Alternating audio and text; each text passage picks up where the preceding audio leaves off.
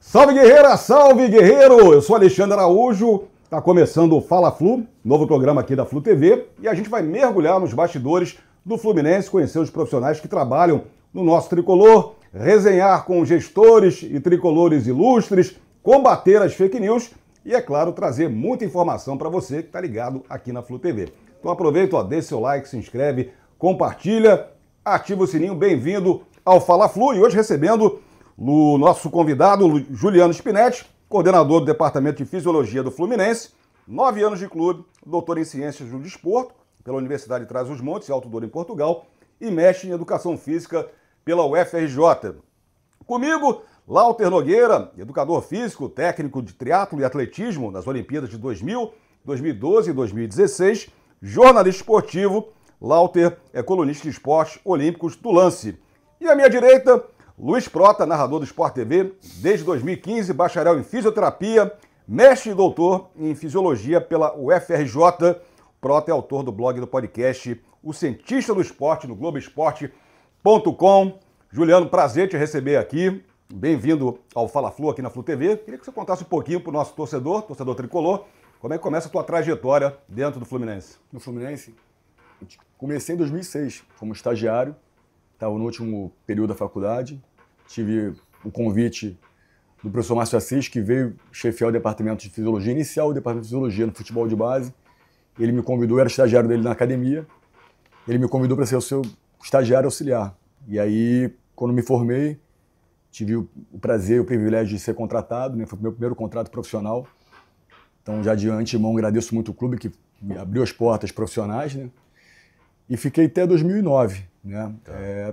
Como auxiliar de fisiologia, saí do clube, fui trabalhar em São Paulo, voltei para o Rio, trabalhei em outros clubes. E em 2015 eu volto para o futebol de base.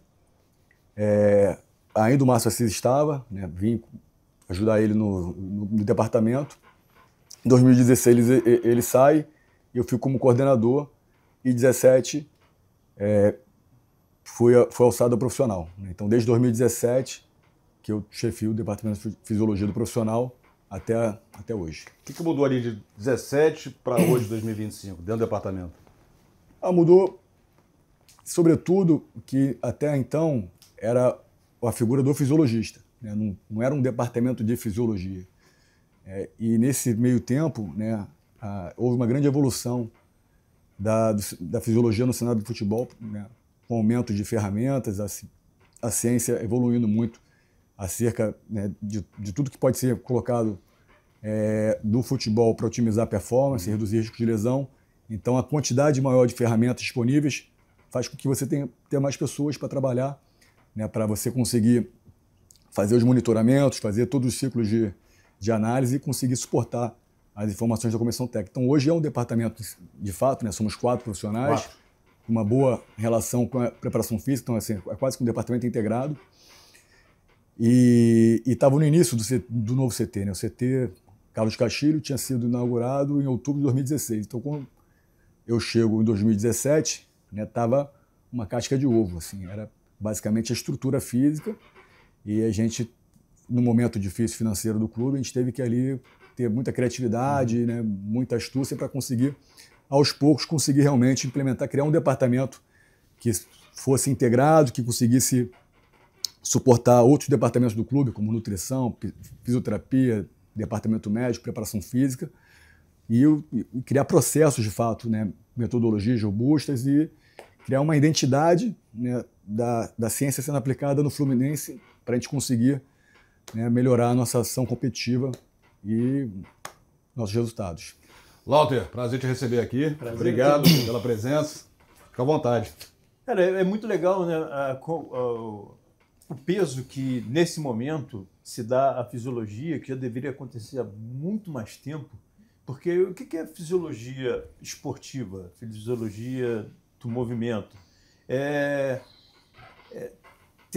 a detecção e a otimização dos órgãos. Você estressa o órgão, como você vai ao médico, o médico te prescreve vários exames e tudo mais. Baseado no resultado desses exames, ele prescreve o remédio. O remédio, no caso do futebol, são os exercícios gerais específicos que vão ser dados para que ele possa fazer o que fazia antes, só com muito mais facilidade, e podendo fazer esse gesto desportivo por mais de 90 minutos. Ele nunca vai preparar um grupo de atletas para que corram apenas 90 minutos. O ideal sempre é a fadiga não ser alcançada em campo. O desequilibrar do corpo e o reequilibrar é que é o mais importante. Então, desequilibra-se várias vezes com a intensidade maior que possa fazer para que o corpo responda. Essa resposta é o treinamento. E a fisiologia é que é a grande planilhadora disso tudo. Então, eu sempre me perguntei muito. Eu falei, cara, quando é que alguém vai chamar bons fisiologistas do exercício? Não adianta ser um fisiologista médico que trabalha em um consultório atendendo pessoas normais. Um atleta de alta performance não é um ser normal. E aí surgiu acho que o primeiro, se não me engano, foi para a Copa do Mundo de 1970, que acho que baseado no histórico do Kenneth Cooper, que por sinal visitou o Brasil naquela mesma época, 69 mais ou menos, eles trouxeram a primeira metodização de treinamento esportivo, foi o método Cooper, é como se fosse um relógio apenas. E baseado nos testes feitos por Cooper em milhares e milhares de pessoas das Forças Armadas nos Estados Unidos, que ele foi o único público que ele pôde fazer, as primeiras respostas surgiram. Isso fez com que o Brasil subisse a montanha do estádio de Jalisco, no México, na cidade do México, na final com a Itália, correu muito mais do que a Itália, jogou muito mais. Aquela vitória cachapante de 4-1, a gente deve ao processo de fisiologia feito por um grupo de abnegados geniais. Não foi só o Cláudio Coutinho. O Cláudio Coutinho era um deles, mas foram muitos ainda vivos e são verdadeiras lendas da fisiologia do exercício. Então, queria saber, a pressão continua forte? Não, é um clube de massa, né? Então, os torcedores, obviamente, eles querem saber quem está por trás ali, quem está ajudando, quem está suportando as informações. Então, a pressão, e você tem decisões e sugestionamentos que vão impactar em atletas de altíssimo nível. Então, é uma grande responsabilidade. Eu digo que a evolução, né, da fisiologia no futebol é como se um médico fizesse uma prescrição no passado só com avaliação clínica, né, sem avaliação de imagem, sem tomografia, sem ressonância magnética. Então, só com avaliação clínica, naquele momento era o que era efetivo, né, ele fazia a prescrição, né. Só que a ciência evolui, né, a tecnologia evolui. Então, hoje a gente consegue entender muito melhor o que está acontecendo com o atleta durante o jogo, durante o treino, né, o estresse imediato da sua sessão de treinamento no corpo do atleta, o estresse pós essa sessão, né, que continua, o corpo continua. O agudo buscando, e o crônico, né? Exatamente, o agudo, tardio e o crônico. Né? Se eu fizer um estresse pequeno, em 1 hora, 2 horas, o atleta vai estar normal. Agora, um jogo extremamente exaustivo, na altitude, uma viagem, o corpo ainda demora algumas horas, alguns dias para se recuperar. Né? E você conseguir precisar entender, né, o quanto aquele estímulo, aquele jogo promoveu de estresse biológico, físico no atleta, é fundamental para você entender quando é que ele pode voltar a treinar, quando ele pode fazer um novo treino com alta carga, né, qual é a melhor relação de dose e resposta para ele. Então, acho que nesse sentido a gente vem contribuindo, mas é uma pressão, porque você tem que fazer escolhas, né, você tem que tomar decisões. Né. A gente estava falando, a partir de quantos dias de treinamento a gente pode estrear numa pré-temporada, né, e aí são decisões que vão ter um impacto diretamente na temporada, né? Então está impactando no torcedor, está impactando numa instituição centenária. Então é uma responsabilidade, né? Você tem que ter muita tranquilidade, né, e serenidade para poder tomar essas decisões. É tenso, né? Porque o planejamento anual dos esportes, e futebol é um esporte e tem planejamento anual, precisa ao se construir uma casa, começa pela base. E mais ou menos é como se negássemos. Vamos começar desse prédio de 10 andares, vamos começar pela cobertura. Ou então vamos tentar dar uma ajeitada aqui, mas vamos começar a trabalhar mesmo pesado na cobertura. Porque se não faz um trabalho de base bem feito, que normalmente em outros esportes levam 12, 16, 24 semanas, já se preparou um projeto que deu certo 1 ou 2 vezes, em que em 3 semanas você consegue entregar um time em condições de não quebrar em abril. Mas mesmo assim é muito arriscado, né? Então você tem que sair dosando a cada rodada de um campeonato brasileiro, nem na metade do campeonato brasileiro, para ver se o remédio não está matando o paciente. Sim. E é terrível, cai sobre as costas desses caras, de repente os melhores jogadores são poupados num jogo teoricamente tenso, porque se esses caras não forem poupados... Difícil, num calendário completamente, né, inchado, né, do futebol brasileiro, sul-americano, né? Eu estava fazendo um cálculo um dia desse com alguns amigos. Quanto seria uma equipe para sobreviver ao calendário do futebol brasileiro? Quanto seria o tamanho? No mínimo 38 atletas aptos a começarem uma temporada para poder fazer essa rotatividade. Para gerenciar, não, o clube, né? É difícil. Deixa eu botar o Prota aqui no papo. Prota, obrigadão pela presença. Tudo bem? Tudo ótimo. Satisfação, prazer. Primeiro de tudo, lindo estúdio, parabéns. Bonito, né? Com esse palco sensacional aqui atrás da gente, a Casa do Flu, né? Cheio é mais bonito, com a torcida tricolor é mais bonito. Muito mais bonito, inclusive, né? Inclusive, o primeiro jogo que eu tive a satisfação de narrar aqui no Maracanã foi um jogo do Fluminense. Um jogo do Fluminense, onde eu tive grandes emoções, né? Com o estádio cheio também pelo Campeonato Brasileiro. Tá em casa, pô. Tá em sensacional. Casa. E é um prazer para mim, uma honra também estar aqui nesse primeiro programa, falando de um assunto, de um tema tão em voga, né, e que às vezes é deixado de lado, né, que é o lado da ciência. E a gente vive um momento agora de uma evolução tecnológica e de conhecimento em que a humanidade jamais viu em toda a sua existência.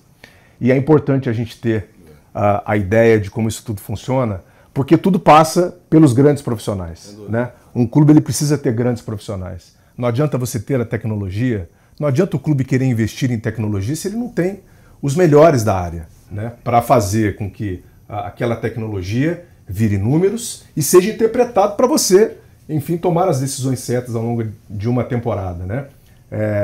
Então, uma honra grande para mim falar aqui com vocês, aprender também com vocês, né? Não, uma aula aqui. Júlia, e como é que faz para trabalhar com esse calendário enlouquecedor aí do futebol brasileiro? O Lauter fez esse cálculo de 38 jogadores, né, Lauter? Jogo atrás de jogo, quarta, domingo, quinta-feira, viagem no meio do caminho. É um grande desafio, né? É um desafio talvez maior da temporada nosso departamento, mas eu digo que o melhor caminho é trabalhar com informação, e informação com base em evidência científica. Então as informações elas vão suportar decisões, né, do melhor caminho a seguir quando você tem, talvez numa semana, 3 jogos. Você consegue fazer hoje, né? Hoje tem 3 jogos numa semana, segunda, quinta e domingo. Existe esse... Então, você dentro de 7 dias, você fez 3 jogos. E aí você tem que entender muito bem o que está acontecendo em cada jogo. Existem hoje, né, sugestões científicas de como você analisa a demanda física de um jogo, como é que você analisa, né, o quanto aquele jogo foi desafiador. Ontem eu estava dando uma aula e falei um pouco até de um estudo que associa isso. Por exemplo, hoje a gente tem um rastreamento dos dados físicos do jogo, né, tanto em tempo real como pós o jogo, né, com grande refino. Né? Você tem os micromovimentos, né, quantas mudanças de direções ele fez para cada... Durante o jogo você consegue fazer essa avaliação. Consegue fazer, em bandas de intensidade, quantos sprints, isso é uma coisa já que é muito bem estruturada e não é tão recente. Mas, por exemplo, você tem que levar em consideração vários fatores contextuais, né, para entender o impacto daquele jogo sobre o atleta. Um jogo aqui no Maracanã, né, que você tem uma vitória larga, por exemplo, que conseguiu a vitória logo no primeiro tempo, né, construiu a vitória no primeiro tempo, mesmo que, analisando as métricas físicas pós-partida, a gente observa que foi um jogo com uma grande demanda física, né, não foi um jogo tão desafiador ao atleta. Então é um jogo que a gente tem que considerar uma classificação. Há quanto tempo que eu vou dar de recuperação? Porque foi um jogo que teve o apoio da torcida, que foi um jogo em casa, que o deslocamento foi pequeno, que a dinâmica do jogo foi uma dinâmica de menor estresse mental, que também impacta, né, o corpo e mente tem que estão ligados, a gente tem que estar levando em consideração isso. E quando a gente faz, por exemplo, uma análise de um jogo que foi em Fortaleza, num calor de 40 graus, que teve uma viagem de 3 horas e meia, né, que teve um retorno na madrugada, em que os atletas não tiveram uma noite de sono completa, que chegou com a noite picada, né, e tem que se apresentar no início da tarde no clube. E se tiver a mesma métrica física do jogo aqui no Maracanã, você tem que multiplicar por 2, né? Você tem que ter um fator de correção para entender quanto foi desafiador aquela partida, né? Então, essas análises, esses ciclos de análise, né? Qual foi a resposta de cada atleta fisiológica durante o jogo, com a frequência cardíaca, com percepções de esforço, pós-partida, com biomarcadores, né? Com análises térmicas, elas vão nos ajudar a entender, né? Qual atleta que está tendo respostas adequadas, quais atletas que estão tolerando aquele estresse físico, e assim, de uma forma bem também objetiva, porque você não adianta trabalhar com uma complexidade de informação e tentar passar para o seu par essa complexidade. Você tem que ser de uma forma mais objetiva e clara possível, né? Qual o melhor caminho que a gente pode fazer, né? Então, eu digo que é um departamento de inteligência, né? E até o termo fisiologia é um termo que ele abrange uma parte da área do conhecimento que a gente atua, mas existem outras, né? A biomecânica, a bioquímica, né? O próprio método de treinamento, então, tudo que a gente está ali usando para poder conseguir passar os melhores caminhos para a comissão técnica, para que a gente consiga passar por essa temporada tão congestionada, mas é congestionada para nós e para os outros clubes. Então, aquele clube que lida melhor com esse cenário caótico, ele vai ter mais vantagem competitiva ao longo da temporada. Walter, pronto. É como administrar o caos, né? Exatamente. A bioquímica ajuda até com respostas dos marcadores biológicos, que facilitaram bastante. Até bem pouco tempo atrás, não se dosava com precisão o estresse pós-esforço de um atleta. Usavam um monitor cardíaco de pulso que verificava a frequência cardíaca basal dele ao acordar depois do primeiro sono, depois do esforço, para ver como é que estão os gráficos. Hoje em dia, não. Você pega um exame de sangue rápido, ele vai te dar com muita precisão qual foi o impacto fisiológico daquele esforço e como é que o corpo está lidando, está tratando esse impacto, se é para ser absorvido ou é para ser postergado um pouco mais o descanso. A margem de acerto está cada vez maior a respeito disso, né? É engraçado isso, com o passar do tempo. Eu me lembro que no começo dos anos 90, virado dos anos 80 para os anos 90, eu trouxe da Finlândia 6 ou 7 aparelhos de monitoramento que me davam a oportunidade de, parado na largada e chegada de uma pista, ir a cada volta pegando essas informações, armazenando e depois lendo com calma do funcionamento do coração deles naquele ritmo apresentado a cada volta. Hoje em dia, ele me falou aqui agora, e ainda bem que essa cadeira está firme, sentada, por causa da caída da cadeira, porque realmente você rastreia isso em tempo real. O jogo está acontecendo aqui, você pode estar sentado na frente de uma grande tela, vendo que o seu lateral esquerdo não está voltando como deveria voltar, ou será que ele está com algum problema? Então, no intervalo, você administra esse caos. É sensacional isso. Indicar a substituição durante o jogo. Pois é. Tem isso também, né? E tem a relação com o próprio jogador, né? Claro. O jogador é forminha, né? O jogador não quer ficar de fora também, né? Casa cheia, né? dia de casa cheia, então. Né? Jamais vai querer sair. Não vai querer sair, né?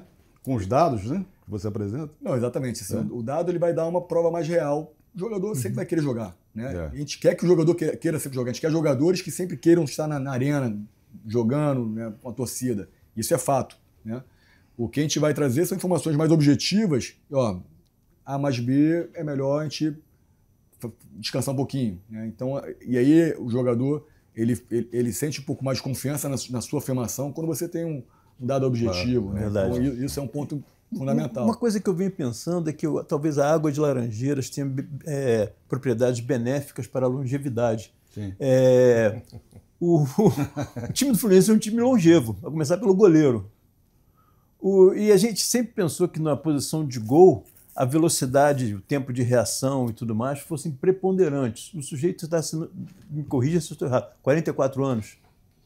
Ou 45, Ou não 45. sei. Esse ano ele faz 45, não sei se ele já fez ou ainda vai fazer. Eu acho que 45. Ele é a antítese do que se preconizava até bem pouco tempo, né? E alguns jogadores do Fluminense também com uma longevidade bem trabalhada, são 30, tem uma música antiga que fala não confie em ninguém com mais de 30 anos. Isso não existe no Fluminense. Confia-se muito em pessoas com mais de 30 porque elas estão respondendo.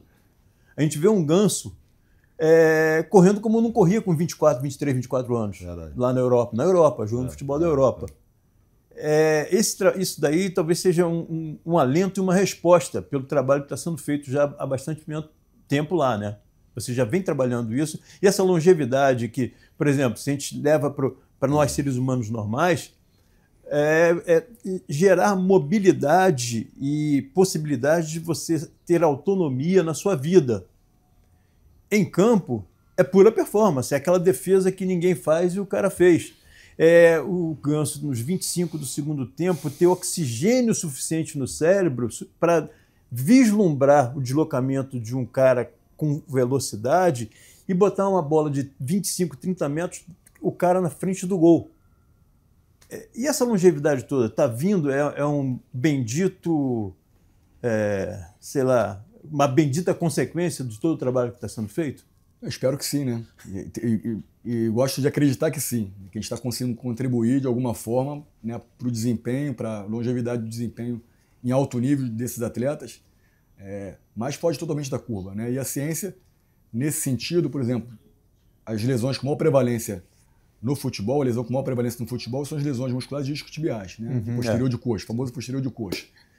Dentro das lesões musculares, ela representa mais da metade das lesões, e se for levar em consideração todo tipo de lesão, intercorrência ortopédica do atleta, 1/3 das lesões são lesões de posterior de coxa.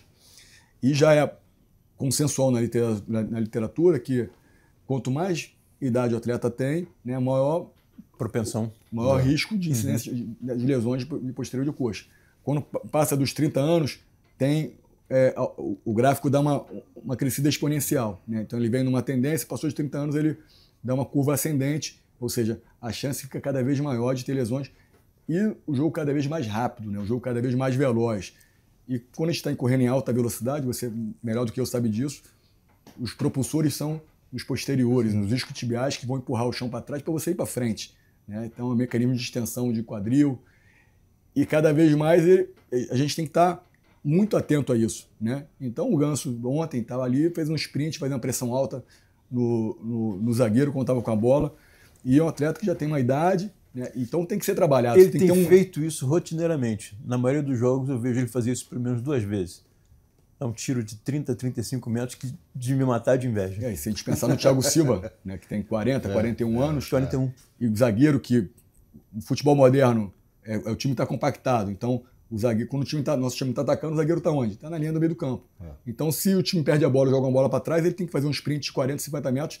E esse sprint não pode ser moderadamente, ele pode, vou moderar esse sprint, porque se ele moderar esse sprint, ele não vai atingir 32, 33 por hora para chegar na frente do atacante. No jogo passado, sem ser o jogo de ontem, o jogo anterior de ontem, o Thiago Silva bateu o recorde dele de velocidade aqui no clube.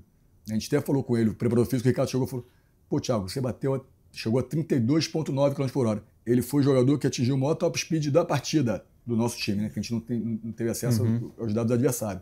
Mas o nosso zagueiro, né, com 41 anos, acho que se eu atingir 33 por hora, acho que os 2 posteriores explodem, né? O meu joelho começa a rolar pro lado. Mas é porque consequência do treinamento, consequência de uma conduta, de uma rotina dentro do nosso ambiente de trabalho e fora do ambiente de trabalho. Então a gente tem que falar disso, né? Porque nós estamos com os atletas 3, 4 horas por dia, né? As outras 20 horas. Como é que funciona essa rotina com os atletas? É uma rotina que, até também quando falo nas aulas, é uma coisa que mudou muito, né, Nauta e pronto. Porque no passado o atleta vinha para onde? Vestiário, colocou a chuteira, né? Nem caneleira, né? Nem botinha, nada, vai para o campo, treina, acabou, toma aguinha, vestiário, toma banho, vai embora. Hoje não, é um fluxo, né? É um workflow. O jogador tem toda uma rotina quando chega no clube, que essa rotina é pensada e preparada pelos departamentos de ciência, departamentos, né, que estão atentos ao desempenho desse atleta. Então ele vai chegar no clube, se for um treino de manhã, já vai ter um café da manhã, né, para ter uma boa nutrição, né, os nutrientes e a nutrição está atenta no que é importante para ele, né? E vai ter uma rotina de passar na fisioterapia, né, para fazer o preventivo dele, passar na fisiologia para fazer o monitoramento, tem as escalas de percepção de bem-estar, o Wellness Index, né? Como é que foi seu sono, quantas horas de sono, está com alguma dor, está com dor muscular localizada, já se recuperou do treino de ontem. Se for um dia especial, como por exemplo pós-partida, vai fazer Recuperação.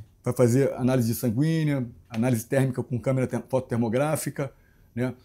Vai passar na nutrição, vai pegar seu shake ali específico para ele, né? Um pode ter creatina, outro pode ter proteína. Uma boa oferta de proteína. Exatamente. Cada um vai ter ali, né, o seu shake individualizado, que a nutrição vai fazer essa escolha.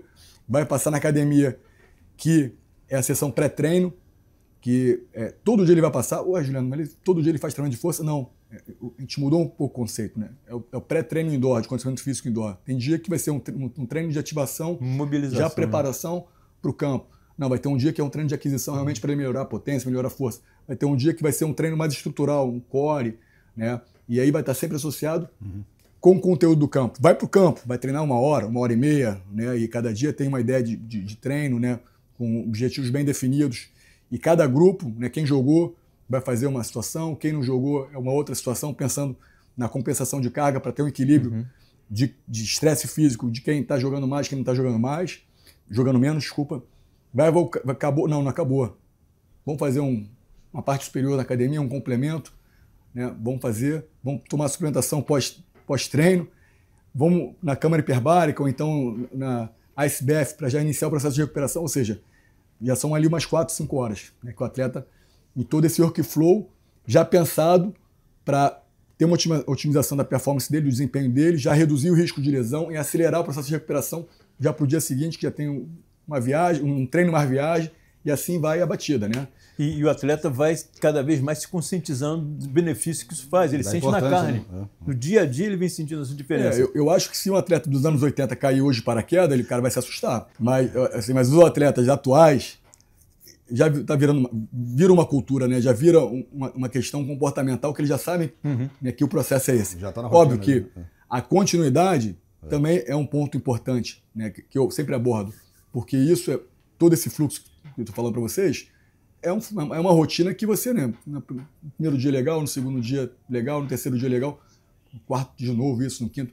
Então, a gente também ter essa persuasão e colocar o quanto que isso é importante para a gente ter uma manutenção de desempenho ao longo da temporada, para a gente ter uma redução de risco de lesão ao longo da temporada, é muito importante. Essa liderança técnica, né, e essa troca com os atletas é fundamental, porque em janeiro, fevereiro, abril, maio, tem que fazer isso de novo? Tem que fazer, a gente não quer ganhar amanhã, quer ganhar sábado. Agosto, tem que fazer. Então, você ter a continuidade dos processos que são fundamentais para você conseguir se manter no melhor nível possível ao longo de toda a temporada. Né? Uma temporada que você teve um curto período de pré-temporada, que você tem viagens continentais. Né? Então, o que eu posso fazer para deixar esse atleta no melhor nível possível, ele vai ter que fazer. E eu tenho uma responsabilidade, junto com o preparador físico, com o fisioterapeuta, com o médico, de dar continuidade, né? De convencer, vamos manter isso. Quando chegar em dezembro, você descansa, mas até dezembro, vamos manter essa pegada, porque é o nosso trabalho, é o nosso dia a dia, é o nosso ganha-pão, é a nossa vida. Né? Eu até queria entender um pouquinho como é que é também essa comunicação interna, né, de vocês como equipe mesmo, certo?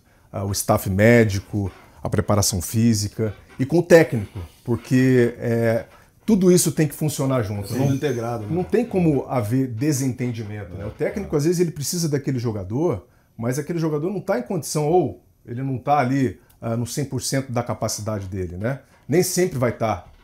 Aliás, fim de temporada é sempre um grande problema. Né? O jogador não vai estar 100%. Né? E aí vocês têm que administrar isso. Como é que é essa negociação entre vocês ali nos bastidores, de pesar o que é mais importante para determinado jogo? Porque tem jogo que é decisivo e você tem que ir para o sacrifício. Prato, você falou a palavra-chave, o KPI, negociação. É uma negociação. Vocês têm um fator muito importante de corroborar o que vocês pedem, são os números. Números não mentem. E a tecnologia está trazendo cada vez mais números e cada vez mais precisão nesses números. Então é difícil um treinador, um diretor tentar questionar o que está sendo mostrado, né? Já ajuda um pouquinho. E isso que eu nem botei a torcida bom, nessa equação. Pressão, né? Eu não botei a torcida na equação, né? Então, talvez seja a parte mais complexa e mais delicada e sensível do processo. Primeiro ponto, né, existe a comissão técnica fixa da casa, né, o departamento de ciência, performance, saúde, que já tem uma integração, já temos anos de convivência, já sabemos muito bem, né, como cada departamento, né, se desenvolve, quais são as informações, e o transitar dessas informações é muito importante. Então hoje tem sistemas integrados, hoje tem um sistema integrado que o departamento médico imputa quando o atleta machucou, qual foi o tipo de lesão, qual a previsão, né, de tratamento. A fisioterapia diariamente está colocando a rotina que foi feita, né, fisioterapeuta com o atleta, o preparador físico da transição está ali alimentando o sistema, nós estamos alimentando o sistema. Então, existe uma integração da informação, né, e esse fluxo de informação é fundamental para que não haja desconversa, para que não haja ruídos, né? Então, a informação é essa. Então, tem que ter uma integração muito grande, né, na fala dos departamentos. Agora, no futebol, existe a comissão técnica itinerante, né, a comissão técnica que chega, e aqui no Fluminense a gente tem menos trocas do que nos outros clubes. Isso para a gente é bom, assim, a gente tem uma média de ficar mais tempo com os treinadores, né, com a comissão técnica que chega, e quanto mais tempo a gente tem com essa comissão técnica que chega ao clube, né, mais harmonia a gente vai se conhecendo, a gente vai tendo. Agora, claro que aquele primeiro momento, quando a comissão de fora chega, né, é o momento mais difícil, né, que você não conheceu a pessoa não te conheceu ainda, você tem que sugestionar algumas situações para o treinador, então para os auxiliares.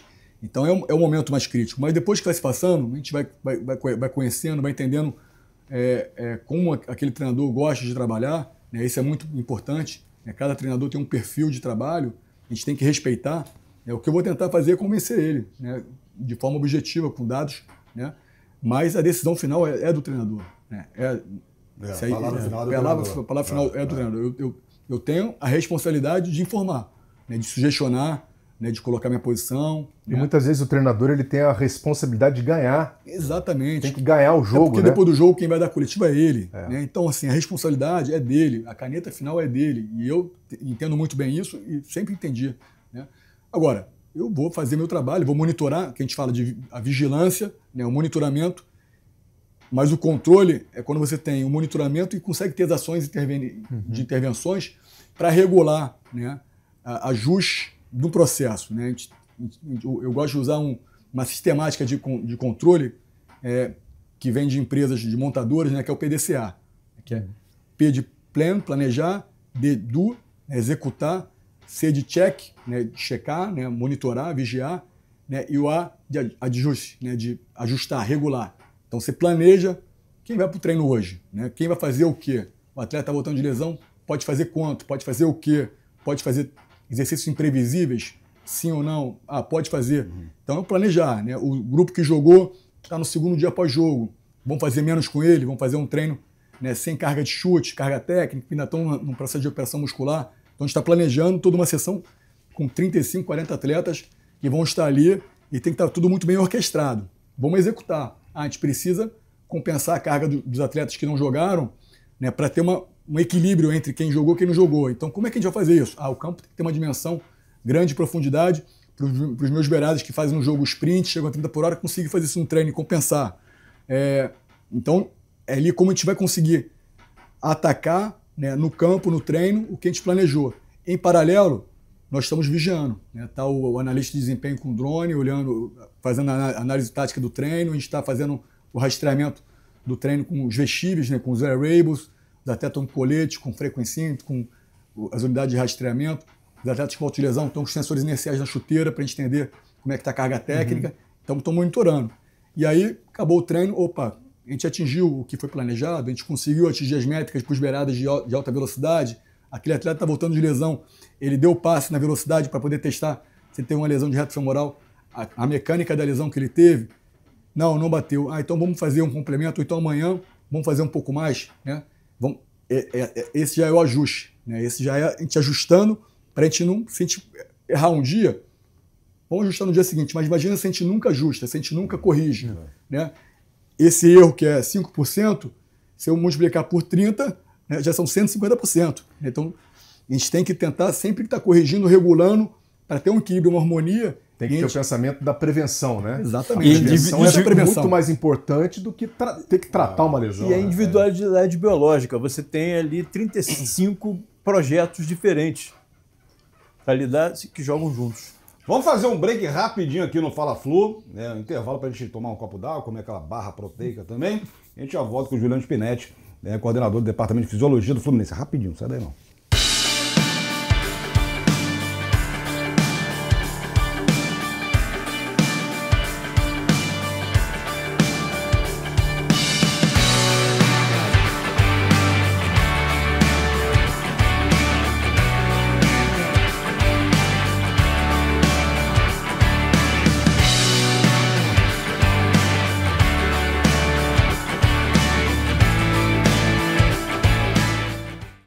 Estamos de volta com o Fala Flu aqui na Flu TV. Pedir para você deixar o like, se inscrever, deixar o seu comentário, participar aqui com a gente. Estamos recebendo o Juliano Spinetti, coordenador do Departamento de Fisiologia do Fluminense. E com a gente hoje, Lauter Nogueira, Luiz Prota. E tem perguntas do torcedor tricolor. Vamos conferir aí. Meu nome é Eduardo. E a dúvida é, nessa rodagem do elenco, para entender...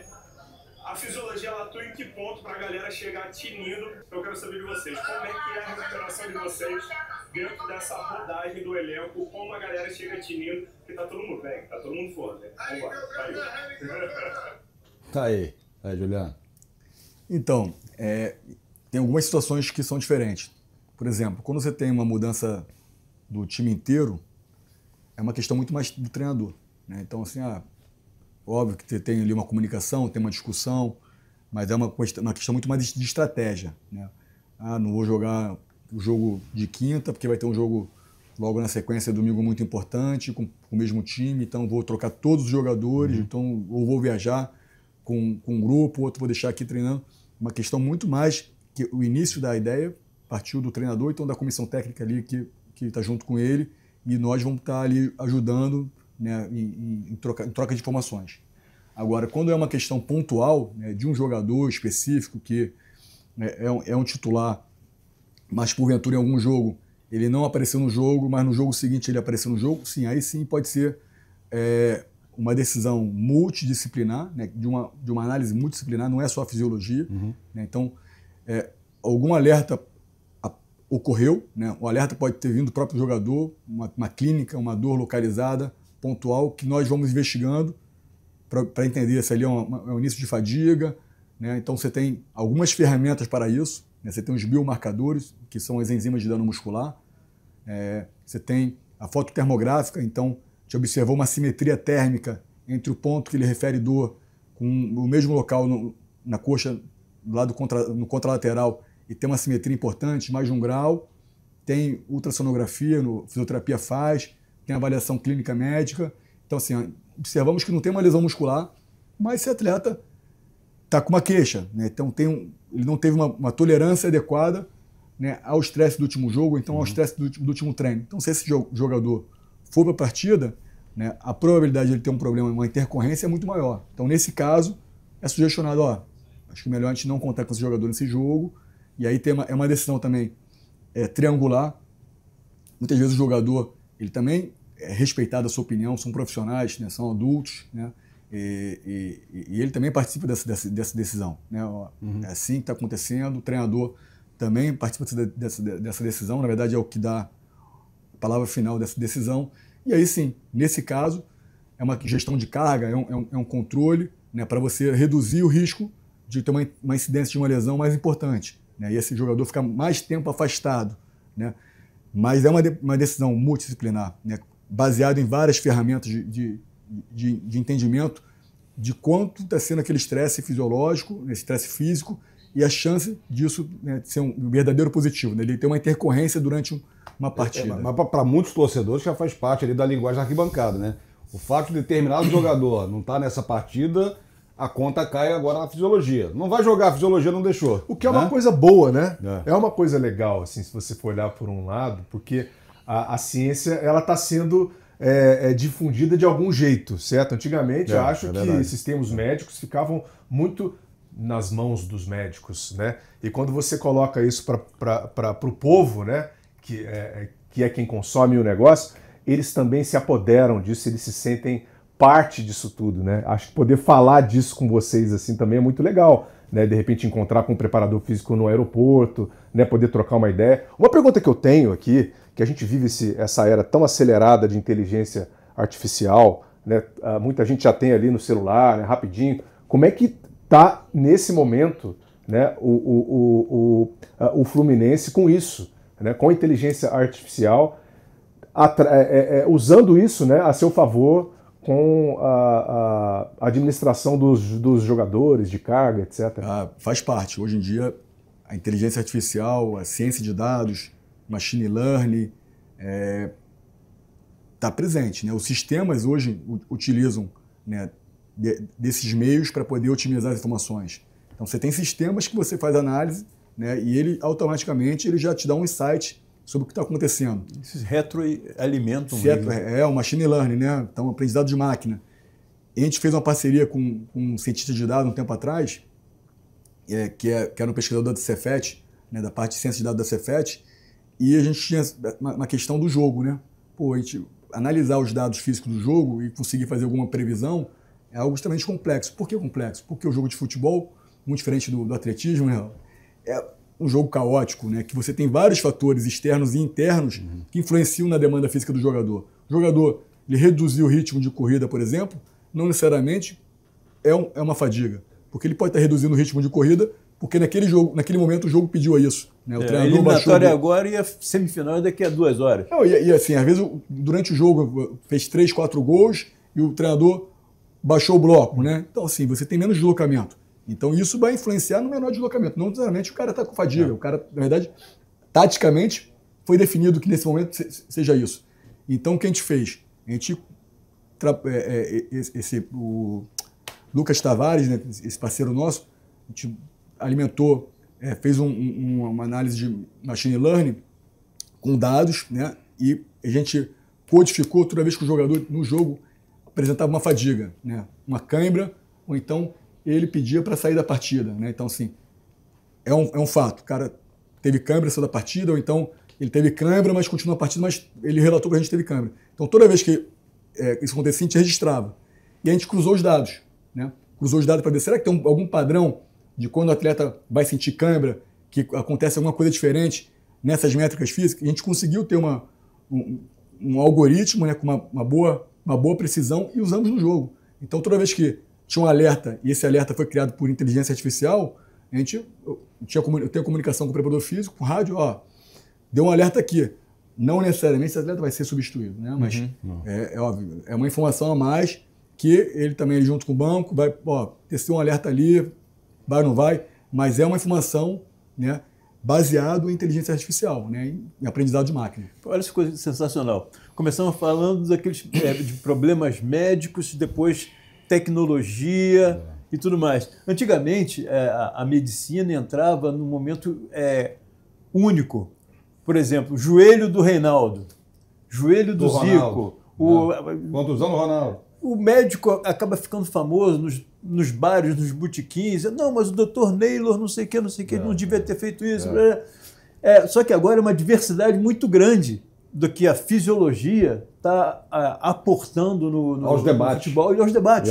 Então está crescendo, a demanda é maior, isso é muito legal, cara. É muito legal mesmo. Grau 1, grau 2, né? Grau 2. Tem torcedor que identifica, hein? Tem torcedor que identifica, gosta de dar o diagnóstico. Até o grau 2 está bom, o problema é quando é 3, 4. Aí é o problema, né? O problema é maior. Tem mais pergunta aqui, torcedor tricolor? Vamos conferir aqui que a galera quer saber aqui sobre fisiologia. Bota aí na tela. Galera, boa noite, meu nome é Pichote. Eu tenho uma dúvida. Eu escuto muito sobre estiramento grau 1, grau 2, grau 3. Qual é a diferença e por que essa demora da recuperação, às vezes 2, 3, 4, 5 semanas?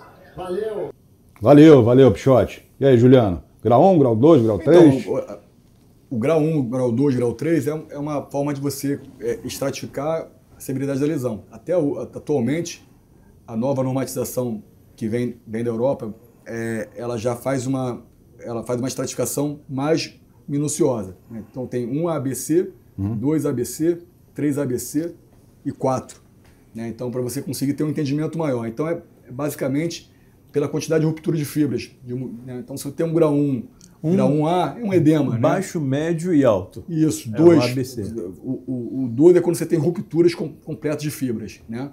O 1, você não tem rupturas completas de fibras musculares, né? Você tem danos, pequenos, menores danos. E o 3 é quando você tem ruptura completa, né, da fibra muscular. 4, você tem já até acometimento de tendão. Então, é músculo mais tendão. Quando pega toda a seção transversa de um músculo, é 4. É 4, né? 4. Tá. Não, se for só um músculo, é o 3. Né? Se tiver um rompimento completo do músculo, é o 3. Tá. Músculo mais tendão, 4. Já é o 4. Então, quanto maior é o grau, né? 1, 2, 3, 4, obviamente, maior tempo de recuperação. Isso aí tem uma relação direta. Né? Colocamos mais informações para o debate agora. Muito mais. É um A, é um B. Muito mais, C, né? Até quando a gente... Os médicos seriam os melhores para responder essa Parece pergunta. batalha naval isso, né? Uma água. Até quando eu olho para a temporada do título da Libertadores do Fluminense, né? O Fluminense foi o terceiro time com menos lesões no ano. Né? Vocês jogaram para valer tudo, ganharam a Libertadores, foram disputar o Mundial. Eu queria saber se teve algum fato novo e se houve algo diferente realmente nesse ano para que vocês conseguissem controlar o nível de intensidade dos jogadores, porque foi um grande trabalho feito, né? Eu acho que primeiro ponto, esse levantamento que é feito de quantidade de lesões, eu acho que eu nem gosto de falar muito, porque é uma matéria muito rasa do assunto, que a gente está aprofundando no assunto. Essa matéria ela trata um assunto muito complexo de uma forma muito rasa, porque nessa estatística que eles colocam no GE, eles levam em consideração qualquer tipo de lesão. Sim. Não lesão traumática, com lesão com sobrecarga, com lesão muscular. Então, você teve um ano com mais fatalidade que os outros clubes, na estatística final lá você vai estar com mais lesões, e isso não quer dizer que você teve, né, um controle melhor ou pior. Então, eu particularmente, eu não me guio por essa matéria. Né? Eu me guio pela estatística que a gente tem ali, interna, de controle interno de lesões, porque é uma coisa muito mais estratificada, baseada no que na ciência coloca como você deve classificar as lesões. Mas, de fato, foi um ano que a gente teve menos lesões, comparando as outras temporadas. E eu acredito isso a todo o trabalho, né? Porque a maneira como o time jogava, a maneira como os departamentos, né, tinham harmonia entre si para poder resolver os problemas, a maneira como os jogadores estavam se comportando, né, e com uma mentalidade muito positiva, muito, né, pensando em conquistar, tudo isso contribuiu para naquele ano as coisas dessem certo. Né? Então, assim, eu também acredito que aquilo ali foi um momento final, não final porque não acabou, mas foi consequência de várias temporadas que as coisas foram sendo ajustadas, ano a ano, foram sendo aprimoradas, foram sendo melhoradas. Pós-pandemia também, né? O também. novo. Então, muitos processos ali foram sendo otimizados, harmonia entre os departamentos, novas ferramentas, jogadores também chegando com espírito positivo, a governança do clube também. Então, acho que tudo foi evoluindo, né? E aquele ano quase tudo deu certo. Então, eu acredito muito nesse sentido, né? Assim, óbvio, a gente também teve nosso tijolinho de participação nisso, mas não foi só a gente, né? Acho que é todo um trabalho em conjunto, né? O treinador tem parte nisso, os jogadores tiveram parte nisso, né? Os outros departamentos tiveram parte nisso, né? E aí também você tem o que a gente busca sempre é deixar os atletas com mais tempo de exposição do treinador, e isso faz com que o time fique mais competitivo, né? E nesse ano ajudou, a gente estava na final, quase todo mundo aí à disposição, né? E isso é fundamental, né, para você ser campeão, né, ser vitorioso. Tudo deu certo, né? Tudo deu certo. Com o avanço da fisiologia, até o Proto usou esse termo, ainda cabe jogar no sacrifício ou não? Não, claro, sim. É uma escolha de custo-benefício, sempre, né?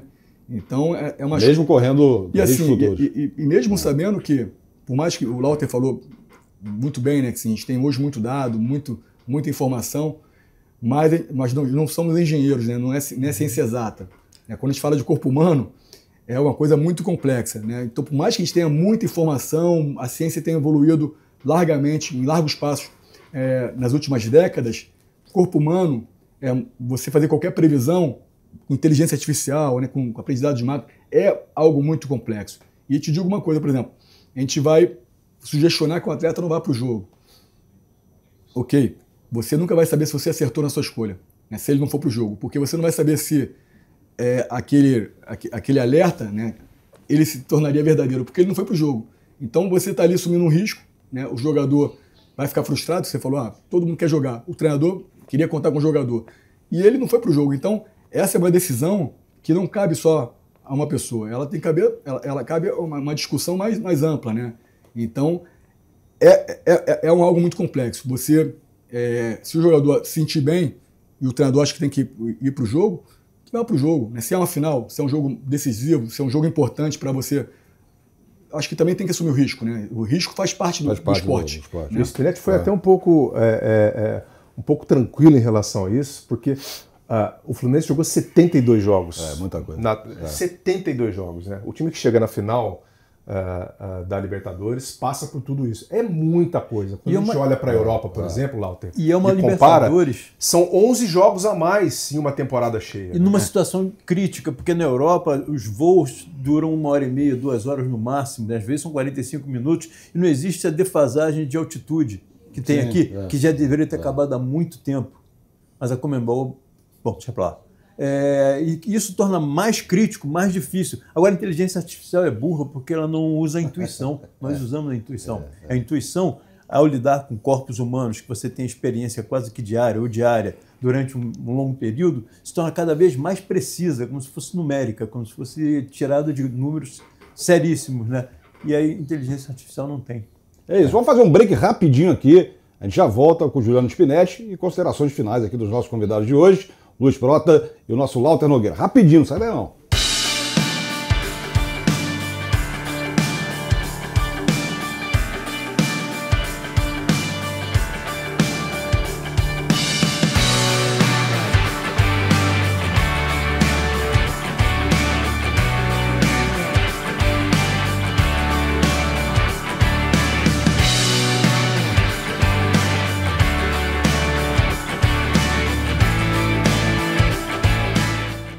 Estamos de volta com o Fala Flu e tem mais uma pergunta aí da galera. Vamos ouvir.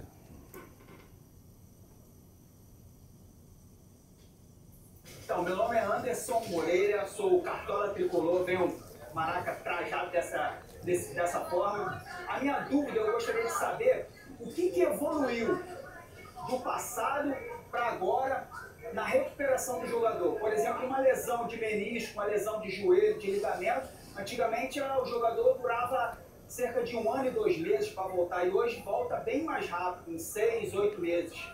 Então essa é a minha dúvida. Juliano. Essa pergunta era mais para o departamento médico, mas vamos tentar falar um pouquinho. Hoje no clube a gente tem o filé, o Nilton Pentrone, né, que é o chefe do departamento de fisioterapia, e o Douglas Santos, que é o chefe do departamento médico, são profissionais de altíssimo nível, né? O filé é famoso, né, conhecido até pela influência na recuperação do Ronaldo em 2002. E está sempre trazendo novidades, coisas novas, né? Está atento ao que está de mais moderno na ciência, e lá ele usa uma metodologia específica na recuperação, sobretudo em lesões musculares, mas também as lesões articulares também entram nessa metodologia, que é o MAC, que é o método de aceleração cicatricial, que é o uso de energia por luz, né? Que são biomoduladores, que aumenta ali a ação dos pericílitos, então todo o processo metabólico de reparo, né, de recuperação de um dano muscular, ele é acelerado, né? Então a energia emitida pela luz, ela faz uma biomodulação e acelera esse processo.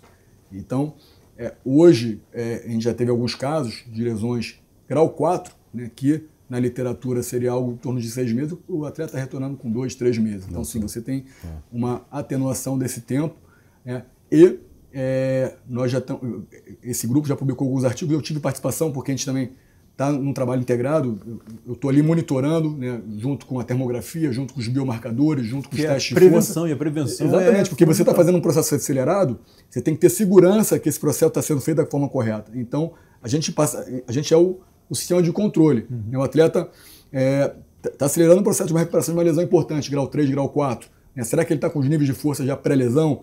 Será que a parte metabólica aí, com câmera termográfica, a gente consegue observar? Será que o processo inflamatório já deixou de se instalar? A gente está com os biomarcadores, né, as citocinas, está analisando o sangue do atleta. Então, a gente está junto no processo, né, multidisciplinar. Então, já publicamos já 2 artigos, tem um terceiro agora sendo publicado. Então, o Fluminense também produzindo ciência, né, da vanguarda do que tem de mais moderna recuperação física.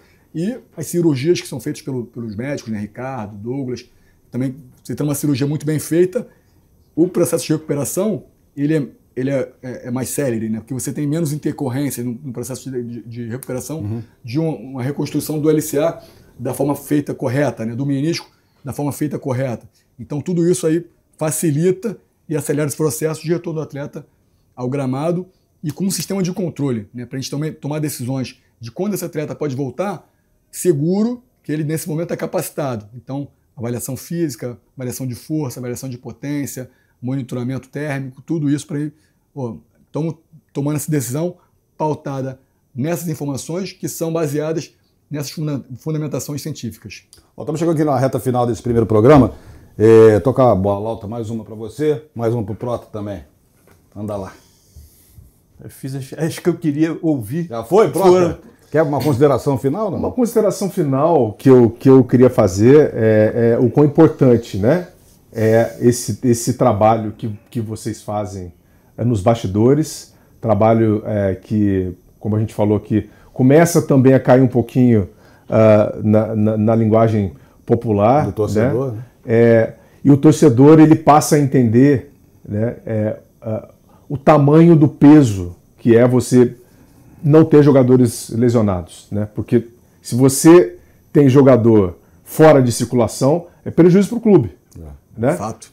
Na Europa, por exemplo, a temporada 23-24, em que o Real Madrid foi campeão de praticamente tudo, né, eles tiveram um prejuízo lá da ordem de 3,5 bilhões de reais, né, contando todas as lesões, afastamento de jogador. Então, assim, quando a gente passa para número esse tipo de coisa, a gente consegue quantificar também um pouco o trabalho que vem sendo feito por trás, né? É claro que existem temporadas em que você vai ter um peso maior, porque você já vem de uma temporada mais dura, você é mais sacrificado, né? Então nem sempre você consegue controlar isso. Essa é uma pergunta que eu queria fazer para você. Quando você não consegue, eu digo, administrar o fluxo de jogos por causa do nosso calendário, né? Qual é a solução? Que tipo de solução que a gente deveria ter para o futuro do futebol brasileiro? Então, quando a gente não consegue, a resposta é aqui, ó, né? O branco aqui, ó. Há 2 anos atrás era tudo pretinho. Então, algumas noites de sono mal dormidas, né? Estresse. Mas não se preocupa não que o trabalho feito em Laranjeiras, que a gente dá água em Laranjeiras, a longevidade está presente também. Então fica tranquilo. É verdade. Grato.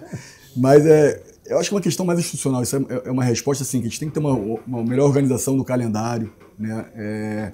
Uma pré-temporada mais bem estruturada, né? Com mais tempo de uma pré-temporada para você conseguir dar uma base um pouco mais sólida para os atletas, né? Conseguir se manter em um nível competitivo e salutar ao longo da temporada competitiva, né? Você respeitar o período de descanso dos atletas numa fase transitória de uma temporada a outra, isso é fundamental, né? Mas é algo que está muito distante, né? Então a gente tem que trabalhar com o cenário atual, né? E o cenário atual é um cenário caótico, muitas vezes a gente não sabe nem quando vai ter férias, né? Se vai ter férias completas, se nas férias você vai ter que trabalhar com um time alternativo e aí outro time chega, você tem que antecipar o retorno desses atletas. Então tudo isso são consequências, você vai ter de fato ali atletas que vão se machucar, né? Atletas que não vão conseguir ter um desempenho adequado ao longo da temporada. E a gente vai tentar ajustar isso com informação, né, com trabalho, né, com prescrição em doses corretas, né, em escolher o melhor exercício. É o que a gente consegue e pode fazer. Perfeito.